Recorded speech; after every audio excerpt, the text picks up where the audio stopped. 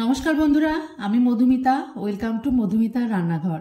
আজ আমি আপনাদের সামনে হাজির হয়েছি একদম নতুন একটি রেসিপি নিয়ে। খেতে হয় অসাধারণ, কিন্তু বানানো হয় একদম চটজলদি। খুব তাড়াতাড়ি বানানো যায় এবং এক থালা ভাত কিন্তু এটা দিয়েই শেষ হয়ে যায়, আর কোনো কিছুই প্রয়োজন পড়ে না। তাই আপনাদের সঙ্গে আমি শেয়ার করতে চলে এসেছি আজকে পটলের ভর্তা। পুরো রেসিপিটি দেখার অনুরোধ রইল। চলুন রেসিপিটি দেখে নিই। এর জন্য আমি এখানে নিয়েছি একদম ফ্রেশ এবং কচি কচি পটলগুলোকে এইভাবে দুই দিক মুখটা কেটে নিয়ে ছুরির সাহায্যে খুব ভালোভাবে এইভাবে উপরের পাতলা অংশটা ছিঁড়ে নিতে হবে। আপনাদের এই রেসিপিটি যদি ভালো লাগে আমার চ্যানেলটিকে সাবস্ক্রাইব করবেন, লাইক, শেয়ার এবং কমেন্ট করে আমার পাশে থাকবেন। এইভাবে পুরো পরিষ্কার করে পটলটাকে কিন্তু ছিঁড়ে নিয়েছি। তারপর এটাকে মধ্যে থেকে দুটো ভাগ করে কেটে নেব। দুটো ভাগ করে কেটে নিয়েছি। এবার এটাকে ছোট ছোট কুচি করে কেটে নেব। একদম পাতলা পাতলা কুচি করব, তাহলে কিন্তু রেসিপিটি তাড়াতাড়ি হয়ে যাবে।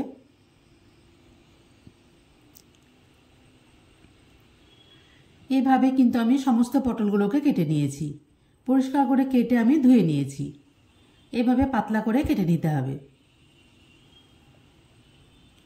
সবগুলোই আমার কাটা হয়ে গেছে। এখানে আমি কড়াইয়ের মধ্যে খুব সামান্য পরিমাণে 1 থেকে 1.5 চামচ মতো তেল নিয়ে ভালোভাবে গরম করে নিয়েছি। এবার পটলগুলোকে এর মধ্যে দিয়ে দেব। আপনারা চাইলে কিন্তু পটলটাকে পুরো জলে সেদ্ধ করতে পারেন। সেক্ষেত্রে কিন্তু পটলের মধ্যে অনেক জল হয়ে যাবে এবং এটি রান্না করতে খুব অসুবিধা হবে। তো এইভাবে খুব অল্প পরিমাণে তেল দিয়ে সামান্য পরিমাণে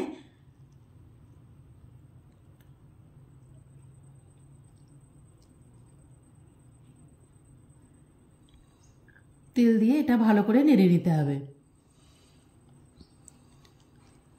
যখন এটা একটু ভাজা ভাজা হয়ে যাবে, খুব হাতের সাহায্যে 1 থেকে 2 চামচ মতো জল দিয়ে এটাকে আমি 2 থেকে 3 মিনিটের মতো একটু ঢাকা দিয়ে দেব। 2 থেকে 3 মিনিট পর ঢাকাটা খুলে দেখুন কিন্তু একদম সুন্দরভাবে জলটাও শুকিয়ে গেছে, পটলগুলোও কিন্তু নরম হয়ে গেছে, কিন্তু এটা একদমই ভাজিনি। তবে পটলগুলোকে এভাবে ঠান্ডা করে নেওয়ার পর মিক্সিং জারে খুব ভালোভাবে পেস্ট করে নিয়েছি। এতে কড়াইয়ের মধ্যে খুব ভালো করে তেল গরম করে কড়াইটার মধ্যে চারিদিকে কিন্তু তেলটা লাগিয়ে নিতে হবে। এইভাবে ভালো করে গরম করে তেলটা চারিদিকে লাগিয়ে নিলে কিন্তু কড়াইয়ের গায়ে একদমই লেগে যাবে না। এখানে আমি 4টা শুকনো লঙ্কা দিয়েছি। খুব ভালোভাবে লঙ্কাগুলোকে ভেজে নেব। লঙ্কাগুলো ভাজা হয়ে গেলে এখানে আমি দিয়ে দেবো এবার 1 চামচ মতো কালো জিরে ফোড়ন। কালো জিরে এবং শুকনো লঙ্কা ভালোভাবে ভেজে নিতে হবে। এখানে আমি 2টো শুকনো লঙ্কা রেখে দিয়ে 2টো শুকনো লঙ্কা ভাজা কিন্তু আমি এখানে তুলে নেব। এবং ওই তেলের মধ্যেই কিন্তু এবার দিয়ে দেবো 1 চামচ মতো থেতো করা রসুন। রসুনটা খুব ভালোভাবে ভেজে নিতে হবে।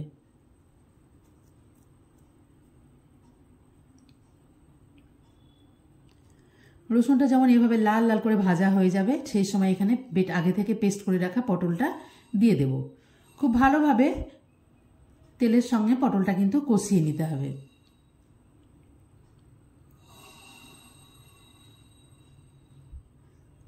এভাবে অনবরত কিন্তু নাড়তে হবে। এভাবে তেলটা গরম করে যদি ভালো করে নেওয়া যায় তাহলে কিন্তু একদমই কড়াইয়ের গায়ে লেগে যাবে না।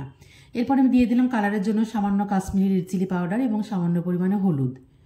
খুব ভালোভাবে আবার মশলাগুলোকে মিশিয়ে নেব।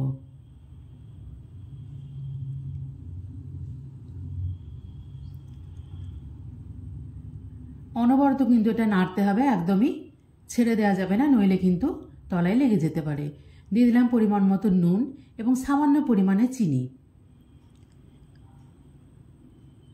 খুব সামান্য পরিমাণে, আপনারা যদি মিষ্টিটা বেশি পছন্দ করেন তাহলে কিন্তু মিষ্টিটা আর একটু বেশি দিতে পারেন। খুব ভালোভাবে কষিয়ে নিতে হবে। এদিকে আমি অন্য একটা কড়াইয়ের মধ্যে একটা পেঁয়াজকে এভাবে একটু ভালো করে ভেজে নিয়েছি।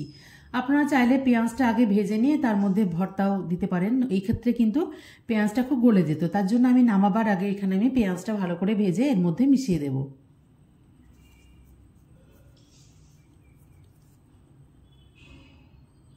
পেঁয়াজগুলোকে দিয়ে ভালো করে মিশিয়ে নিতে হবে। এক্ষেত্রে পেঁয়াজগুলো একদমই গলে যাবে না, মুখে পড়বে এবং খেতে কিন্তু ভীষণই ভালো লাগবে। আস্তে আস্তে কিন্তু পটলের মধ্যে যেহেতু জল আমি একদমই ব্যবহার করিনি, তাই জলটা খুব তাড়াতাড়ি শুকিয়ে গেছে। 1 থেকে 2 মিনিটের মধ্যেই কিন্তু রান্নাটা কমপ্লিট হয়ে যাবে। দিয়ে দিলাম 2টো চেরা কাঁচা লঙ্কা। আর আমি এখানে আগে থেকে যে শুকনো লঙ্কাটা তুলে রেখেছিলাম, একটা শুকনো লঙ্কা কিন্তু এর মধ্যে এইভাবে গুঁড়ো করে দিয়ে দিয়েছি। এক্ষেত্রে কিন্তু টেস্টটা দারুণ আসবে। এই ভর্তা রেসিপিটি দুপুরবেলায় গরম গরম ভাতের সঙ্গে কিন্তু একদম জমে যাবে। আর কোনো কিছু রেসিপির প্রয়োজন হবে না, এই ভর্তা রেসিপিটি অবশ্যই একবার বাড়িতে ট্রাই করবেন।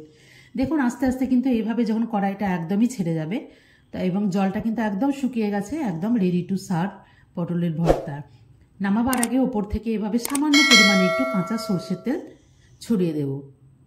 অবশ্যই রেসিপিটি বাড়িতে একবার ট্রাই করবেন এবং আমাকে কমেন্ট বক্সে লিখে জানাবেন কেমন হয়েছে আপনাদের রেসিপিটি।